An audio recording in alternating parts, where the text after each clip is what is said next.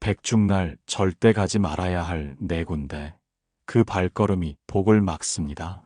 백중은 조상님께서 가장 가까이 다가오시는 날이라 전해집니다. 이날은 조상님을 기리며 공양을 올리고 자신이 지은 업을 돌아보며 참회의 기도를 드리는 날입니다. 그래서 마음가짐뿐만 아니라 우리의 발걸음 또한 신중해야 합니다. 어떤 곳은 복을 불러들이고 어떤 곳은 오히려 복을 막아버리기도 하기 때문입니다. 오늘은 백중날 절대 가면 안 되는 네 가지 현실적인 장소를 통해 우리가 무엇을 조심하고 어떤 마음으로 이 날을 보내야 하는지 살펴보고자 합니다. 이 말씀을 따라가다 보면 단순히 장소를 피하는 데서 그치지 않고 우리 내면의 탐욕과 번뇌를 비추어 보는 시간이 될 것입니다. 일부 병원과 장례식장, 슬픔과 고통의 기운이 머무는 곳. 백중은 본래 조상님께 공양을 올리고 모든 중생을 위한 천도를 발언하는 날입니다. 이 날은 생과 사의 의미가 가장 선명하게 다가오는 날이기도 하지요. 그런데 우리가 살아가는 현실 속에서 슬픔과 고통의 기운이 가장 짙게 머무는 장소가 있습니다. 바로 병원과 장례식장입니다. 병원 응급실의 풍경을 떠올려 보십시오. 차갑게 울리는 기계 소리, 불안한 마음으로 서성이는 보호자들, 생사의 갈림길에 놓인 환자들의 신음, 거기에는 인간의 가장 큰 두려움인 병과 죽음의 그림자가 드리워져 있습니다. 장례식장 역시 마찬가지입니다. 검은 옷을 입은 이들의 흐느낌, 떠난 이를 향한 미련과 후회, 그리고 누구도 피할 수 없는 죽음 앞에서의 허무함. 이 모든 기운은 백중날, 우리가 지향해야 하는 맑은 마음과는 거리가 있습니다. 물론 누군가는 묻습니다. 백중날이라고 해서 병원에 갈 수 없는가? 장례식장을 찾을 수 없는가? 현실에서는 피할 수 없는 일이 있습니다. 사랑하는 이가 아프고 누군가 세상을 떠났다면 그 자리를 지키는 것이 당연합니다. 그러나 여기서 중요한 것은 마음의 자세입니다. 백중날에 병원과 장례식장을 피해야 한다는 말은 단순히 발길을 돌리라는 뜻이 아닙니다. 그보다는 그곳의 기운에 휩쓸려 마음이 더 무너지지 않도록 슬픔을 지혜롭게 바라보고 조심하라는 가르침입니다.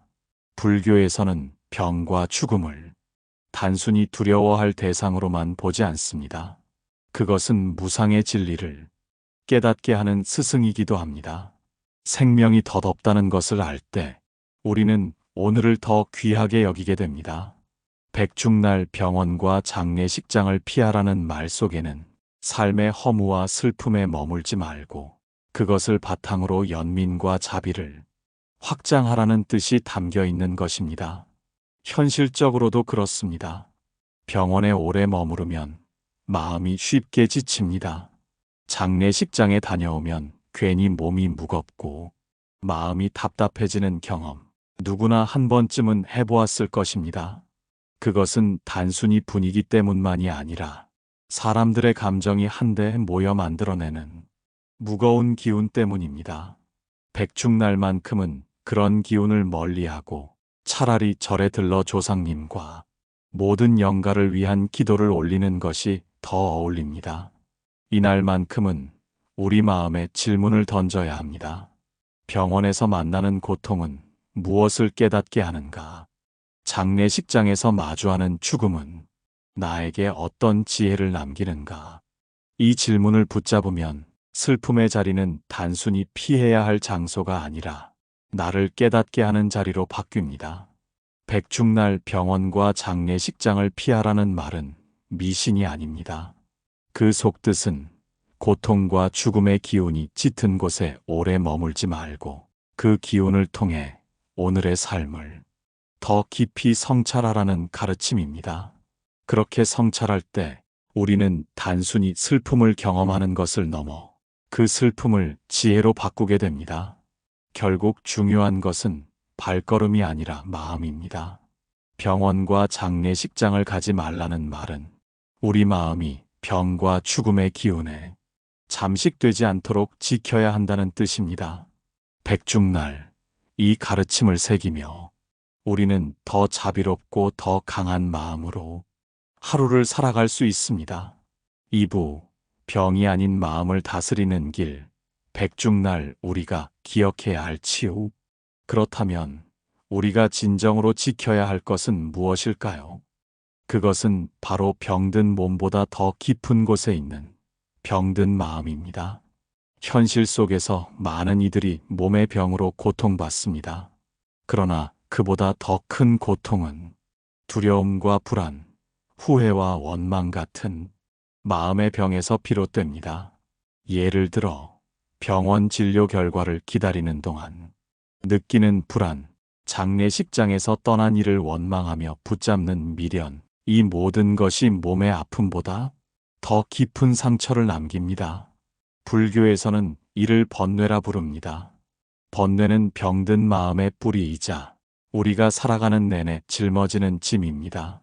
백중날은 이 번뇌를 내려놓고 마음을 치유할 수 있는 특별한 날입니다.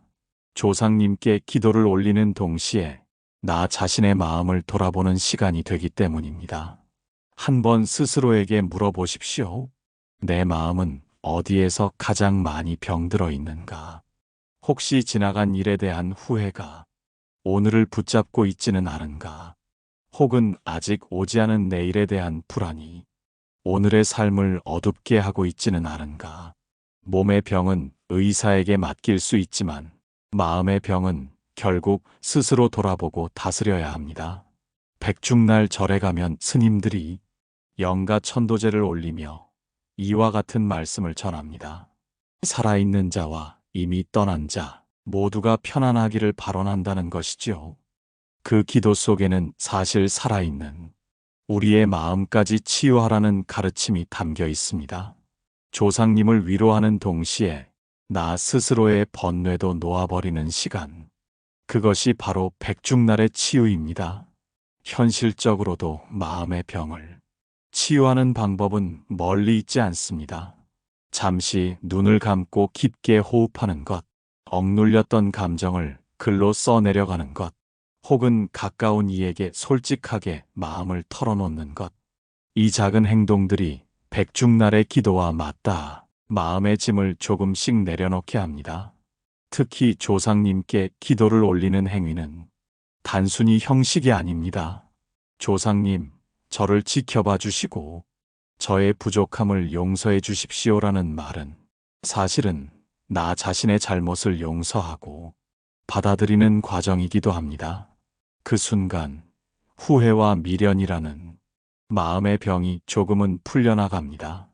백중날이 우리에게 알려주는 치유는 거창하지 않습니다. 몸의 병을 모두 고쳐주지는 못합니다. 그러나 마음이 편안해지면 병을 바라보는 시선이 달라집니다. 슬픔이 찾아와도 그 안에서 지혜를 보게 되고 두려움이 일어나도 그 안에서 자비를 키우게 됩니다. 이것이야말로 백중날에 얻을 수 있는 가장 큰 치유입니다. 그러니 오늘 하루 스스로에게 이렇게 다짐해 보십시오. 몸이 아픈 것은 피할 수 없지만 마음이 아픈 것은 다스릴 수 있다. 백중날을 맞아 조상님께 기도드리는 그 순간 나의 병든 마음 또한 함께 치유되기를 발언한다. 3부 술집과 유흥가, 번뇌와 욕망이 커지는 곳. 백중은 본래 마음을 맑히고 자비를 베풀며 조상님과 모든 중생의 안식을 발언하는 날입니다. 그러나 우리의 현실에는 마음을 흐리게 하고 자비와는 반대되는 욕망을 키우는 장소가 있습니다. 그 대표적인 곳이 바로 술집과 유흥가입니다. 술집은 많은 사람에게 잠시 현실을 잊게 해주는 공간일지도 모릅니다. 그러나 그 자리에서 술잔이 돌고 목소리가 높아지며 이성이 흐려지는 순간 우리는 더 큰 번뇌에 휩싸이게 됩니다.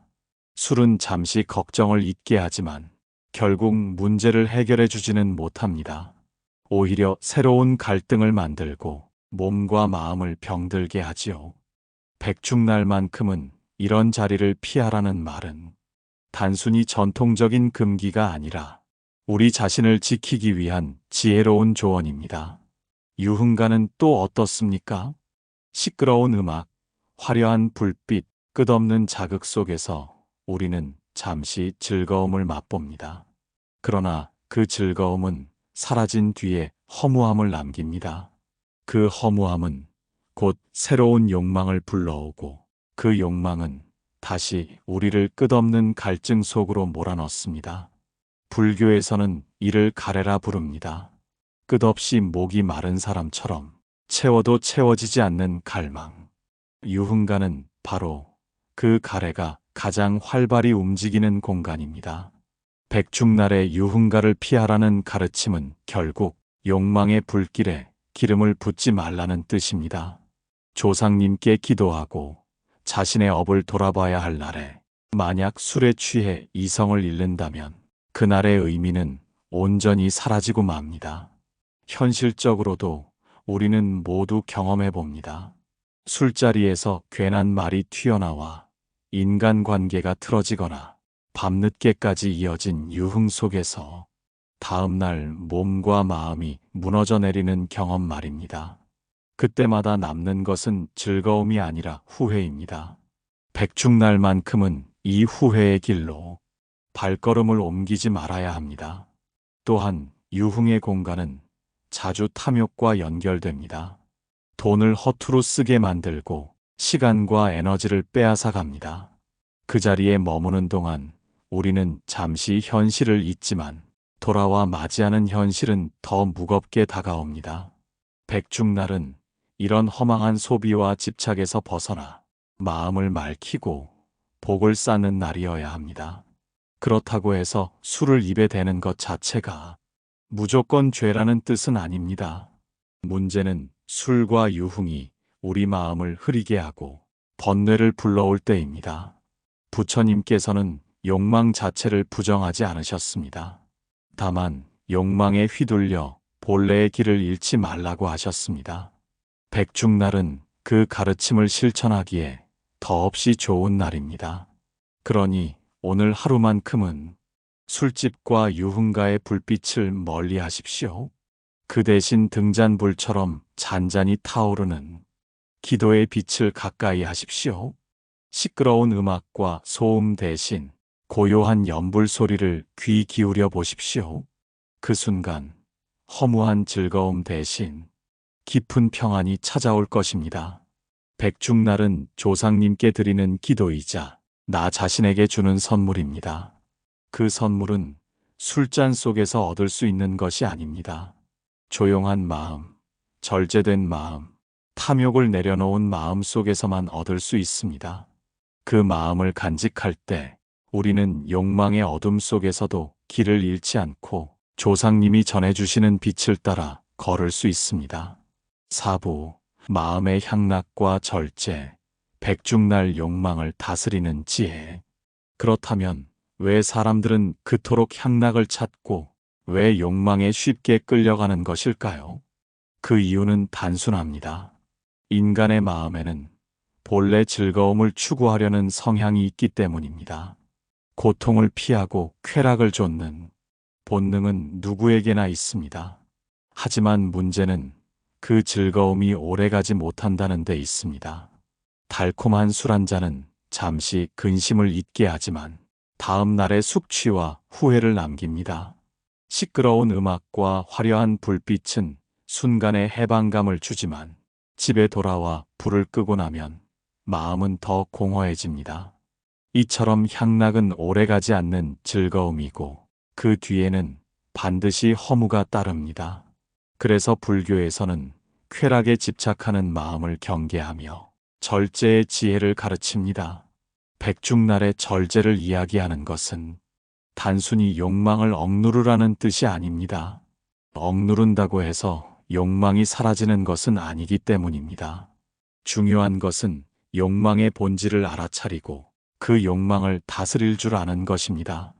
향락을 추구하는 마음 뒤에는 사실 불안과 두려움이 숨어 있습니다. 현실의 고통을 잊고 싶어서, 마음의 허물을 달래고 싶어서, 우리는 술과 유흥을 찾습니다. 그런데 그 순간의 회피는 고통을 덮을 뿐 결코 해결하지 못합니다. 절제란 무엇일까요?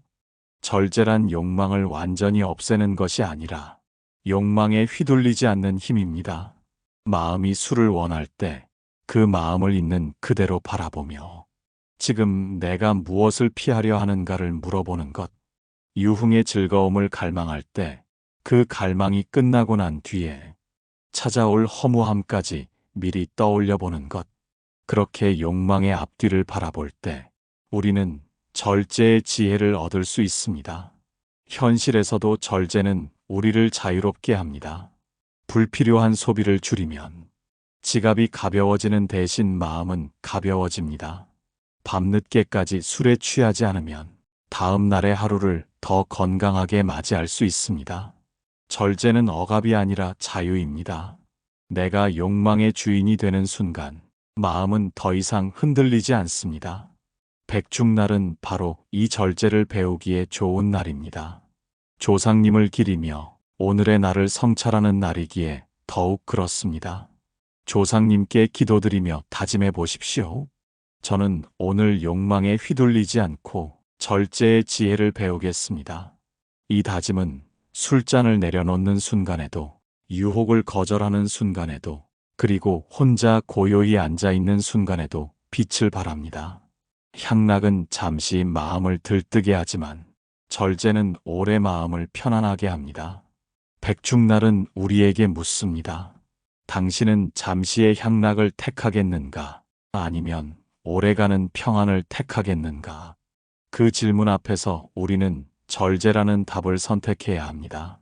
오늘 마음의 향락 대신 절제의 길을 택하십시오. 그 길 위에서 욕망은 더 이상 굴레가 되지 않고 오히려 깨달음의 스승이 됩니다. 욕망을 알아차리고 다스릴 때 우리는 더 자비롭고 더 자유로운 삶을 살아갈 수 있습니다. 오부, 다툼과 갈등이 생기는 친척 모임 자리, 분노와 상처의 기운. 백중은 조상님께 기도를 올리고 모든 영가가 편안하기를 발언하는 날입니다. 그런데 아이러니하게도 이날 가장 자주 벌어지는 현실 중 하나는 친척들 사이의 다툼과 갈등입니다.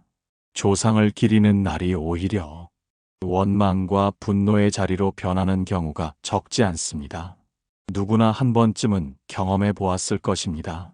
명절이나 제사 자리에서 친척들이 모이면 처음에는 반가운 인사가 오가지만 시간이 지날수록 분위기가 달라집니다. 술잔이 돌면서 오래된 불만이 터져나오기도 하고 경제적 형편이나 재산 문제를 두고 서로 비교하거나 시기하기도 합니다. 때로는 사소한 말 한마디가 불씨가 되어 큰 싸움으로 번지기도 합니다. 백중날에 이런 일이 일어난다면 조상님 앞에서 마음을 바르게 하라는 뜻이 무색해집니다. 그날만큼은 조상님을 기리고 가족이 서로 화합하는 모습이 가장 큰 공양입니다. 그러나 현실에서는 욕심과 분노가 앞서서 오히려 그날의 의미를 무너뜨리는 경우가 많습니다. 불교에서는 분노를 삼독 가운데 하나로 봅니다. 탐욕, 분노, 어리석음이 마음을 병들게 하는 세 가지 독이지요. 분노는 순간의 불씨처럼 일어나지만 한 번 번지면 모든 것을 태워버립니다. 친척 모임 자리에서 일어나는 다툼은 단순한 언쟁이 아닙니다. 그 속에는 오랜 세월 쌓인 원망과 미움이 섞여 있기에 더 깊은 상처를 남깁니다.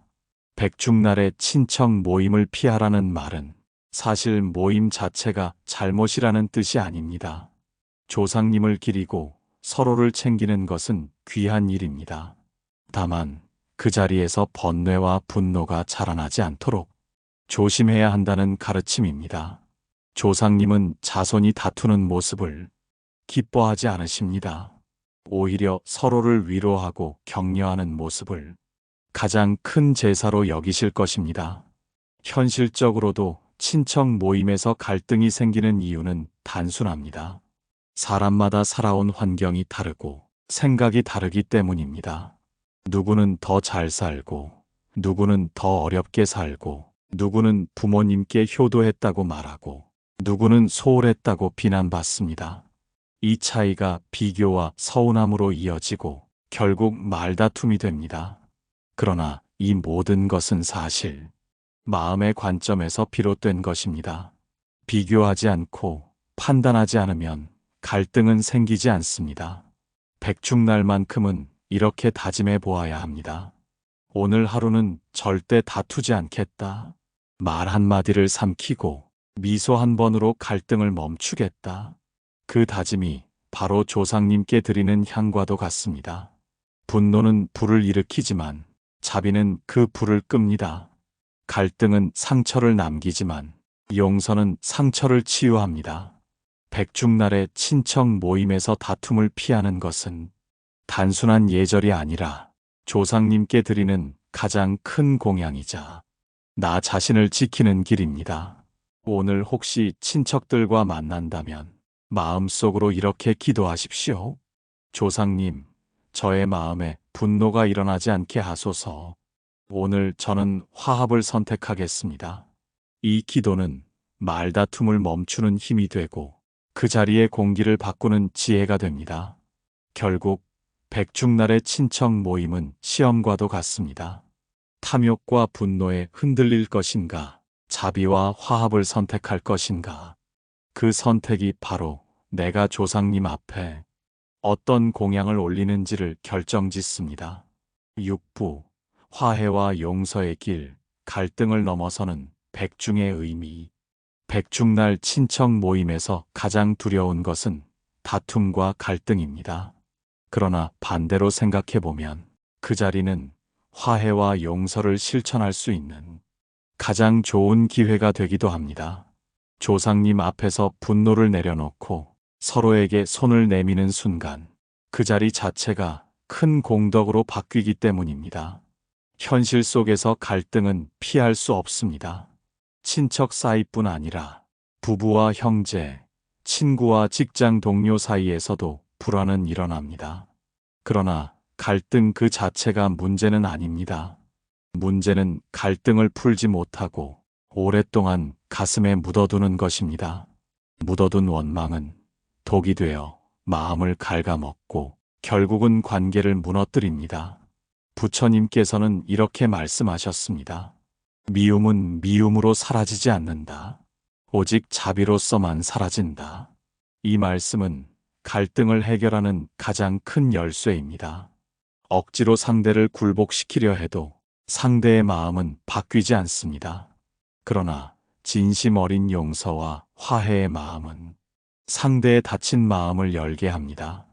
백중날은 조상님께 천도제를 올리는 날이지만 사실은 살아있는 우리 마음을 치유하는 날이기도 합니다. 조상님을 기린다는 것은 단순히 제사를 지내는 것이 아니라 조상님이 남기신 가르침을 되새기고 그 뜻을 삶 속에 실천하는 것입니다. 조상님께서 가장 바라시는 것은 자손들이 화목하게 지내는 것입니다. 따라서 친척 모임에서 갈등이 일어날 때 그 순간을 화해의 기회로 삼는 것이야말로 진정한 제사가 됩니다. 용서는 결코 쉽지 않습니다. 특히 오랜 시간 동안 쌓인 원망은 쉽게 사라지지 않습니다. 그러나 백중날만큼은 마음을 내려놓는 연습을 해보아야 합니다. 내가 먼저 사과하지 않더라도 마음속으로 상대의 잘못을 용서해보는 것, 내가 받은 상처를 붙잡지 않고 조금은 내려놓아 보는 것, 이 작은 시도가 바로 화해의 첫걸음입니다. 현실적으로도 화해와 용서는 관계를 가볍게 만듭니다. 미움을 품고 있으면 상대를 보기도 싫고 만나는 자리마다 긴장이 흐릅니다. 그러나 마음속으로라도 용서를 선택하면 나 자신이 먼저 편안해집니다. 상대를 위한 용서이자 동시에 나 자신을 위한 치유입니다. 백중날 친척 모임에서 혹시라도 갈등이 일어날 것 같다면 이렇게 다짐하십시오. 오늘 나는 다투지 않겠다. 오늘 나는 용서를 선택하겠다. 그 다짐만으로도 분노는 절반 이상 사라집니다. 그리고 그 다짐은 조상님께서 가장 기뻐하실 제물이 됩니다. 화해와 용서는 단순히 관계를 회복하는 것이 아닙니다. 그것은 내 마음의 번뇌를 끊고 내 삶의 짐을 덜어내는 길입니다. 백중날은 우리에게 묻습니다. 당신은 미움을 붙잡고 살아가겠는가? 아니면 용서를 택해 자유로워지겠는가? 오늘 이 질문 앞에서 우리는 화해와 용서를 선택해야 합니다. 그 순간 백중은 단순한 제사가 아니라 삶을 바꾸는 지혜의 날이 됩니다. 7부 시장과 북적이는 장터, 탐심과 혼잡의 기운을 비추는 거울. 백중은 본래 마음을 맑히고 조상님께 정성을 올리며 자비를 실천하는 날입니다. 그러나 현실 속에서 우리는 종종 그 마음을 잃고 더 많은 것을 가지려는 욕심에 휩싸이곤 합니다. 그 욕심이 가장 잘 드러나는 장소가 바로 시장과 북적이는 장터입니다. 시장은 생계의 공간이기도 합니다. 누군가는 필요한 물건을 사고 누군가는 생계를 이어가기 위해 물건을 팝니다. 하지만 백중날만큼은 시장이 탐심의 거울이 되기도 합니다. 값을 깎으려는 마음, 더 좋은 것을 고르려는 집착, 남보다 조금이라도 더 챙기려는 욕망. 이 모든 것이 시장 한가운데에서 끝없이 오갑니다. 예로부터 사람들은 말했습니다. 백중날에는 혼잡한 곳, 시끄러운 곳에 가지 말라고. 그 이유는 단순히 사람이 많아 피곤해진다는 것이 아닙니다. 사람이 많이 모이는 곳에는 반드시 탐욕과 경쟁이 따라붙기 때문입니다. 그 기운은 쉽게 전염됩니다. 처음에는 단순히 장을 보러 갔지만 어느새 마음이 들떠 불필요한 것을 사고 남과 비교하며 불만을 품게 되는 자신을 발견합니다. 백중날에 시장을 피하라는 말은 결국 욕망이 자라나는 장소를 멀리하라는 뜻입니다. 조상님을 기리며 베풀어야 할 날에 오히려 욕심을 키우는 행동을 삼가라는 가르침이지요. 현실적으로도 시장의 혼잡은 우리의 마음을 흐리게 합니다. 북적이는 인파 속에서 우리는 쉽게 짜증을 내고 작은 일에도 화를 냅니다. 사람들의 욕심이 부딪히는 그곳에서는 마음의 평안을 유지하기 어렵습니다. 백중날만큼은 차라리 조용한 곳에서 자신을 돌아보는 것이 더 어울립니다. 불교에서는 탐심을 삼독 가운데 하나로 봅니다. 탐심은 만족을 모르는 마음입니다. 아무리 가져도 채워지지 않고 결국은 더 큰 허물을 남깁니다. 시장은 이 탐심이 살아 움직이는 장소와도 같습니다. 그러나 동시에 그 탐심을 비추어 보는 거울이 되기도 합니다. 시장에서 욕심이 일어나는 순간 내 마음이 아직 부족하구나 하고 깨닫는다면 그 자리 또한 수행의 도량이 됩니다. 백중날의 시장을 찾는다면 필요한 것만 구하고 불필요한 욕심은 내려놓아야 합니다. 그리고 무엇보다 그날은 베푸는 마음을 가져야 합니다. 거래에서 이익을 챙기기보다 상대방을 존중하는 마음을 내는 것, 조금 손해보더라도 미소를 짓는 것, 그것이 바로 백중날 시장에서 실천할 수 있는 자비의 길입니다. 조상님께서는 자손이 서로 나누고 베푸는 모습을 가장 기쁘게 여기십니다. 그러니 백중날의 시장을 간다면 나를 위한 욕심이 아니라 누군가를 위한 선물 하나, 이웃을 위한 작은 나눔을 준비해 보십시오. 그 순간 시장은 탐심의 장소가 아니라 공덕의 장소로 바뀝니다. 결국 중요한 것은 장소가 아니라 마음입니다. 시장과 장터는 욕심을 키울 수도 있고 자비를 실천할 수도 있는 두 얼굴을 가지고 있습니다. 백중날만큼은 욕심의 얼굴을 멀리하고 나눔의 얼굴을 선택해야 합니다. 오늘 북적이는 장터 대신 조용한 기도의 자리를 택해 보십시오. 혹은 시장에 가더라도 마음을 비우고 조상님께 드릴 정성만을 준비해 보십시오. 그렇게 할 때 시장은 더 이상 혼잡한 곳이 아니라 내 마음을 비추는 거울이 되고 그 거울 속에서 우리는 욕망을 내려놓고 지혜를 배우게 될 것입니다.